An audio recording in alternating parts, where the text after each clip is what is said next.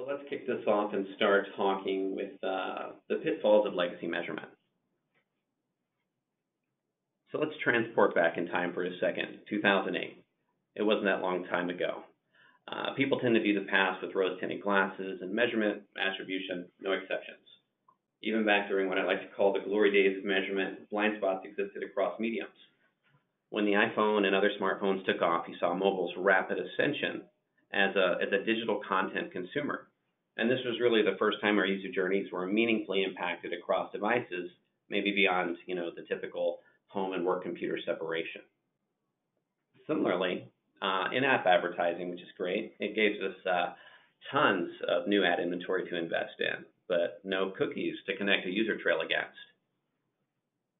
Walled gardens, back then, today, they continue actually to deny marketers access to user-level data outside of temporary, fleeting partnerships.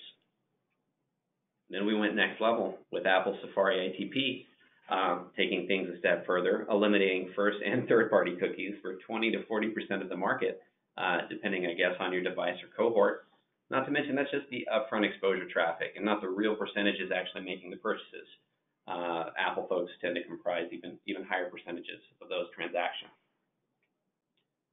So each of these can be addressed individually via workarounds or tracking infrastructure improvements to connect user-level data. But a holistic solution is evasive beyond limiting the scope of the media by itself. So multi-touch attribution has never been able to measure 100% of digital exposures, and it's defaulted to a percentage total of representation. We've always been attempting to paint a picture that's representative of our business with the data that we have. Device graphs have been limited by exchanges and publishers as to where they can collect data. Both identity and device graphs are also limited by their own data pools to align user matching. 2020, just like 2008. I guess it can obtain 100% digital exposure to measure against if, big if, the media investments are structured very carefully, restricted, isolated to friendly sources of inventory. But that isn't realistic now, just like it wasn't back in 2008. Marketers should focus on the quality of the data, that it's representative of their business, to get an accurate depiction of their marketing results in awareness, engagement, and ultimately the transaction. And it's up to us, all of us, to make that data useful. So in the previous slide, you saw an image of colors and blocks and arrows going into a space.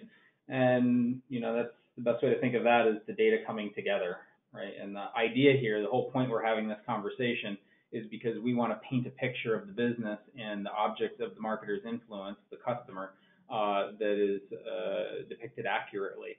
And that's the exercise. So how do we do that with incomplete information? We, ensure that the data is representative along three principal dimensions: the consumer, the treatment or the media or the instruments under the marketer's control, and the outcomes that we're looking to track or use to drive our business. So as we bring those things together and right-size them, we can begin to paint a picture that has underlying material that's going to help us render an image that's clear. Now, what you see here on the right-hand side is an image. It's not yet clear, but things have been assembled together in a meaningful way such that a meaningful image can be traced out. I'll talk to you a little bit about that later. But it's critical that for the use cases we focus on, that these three pillars of representation are addressed and that they're done so simultaneously. So all three dimensions simultaneously, at a micro segment level to make it collectively representative of a market, capturing the true extent of reach and frequency and the activities that we see resulting from marketing influence.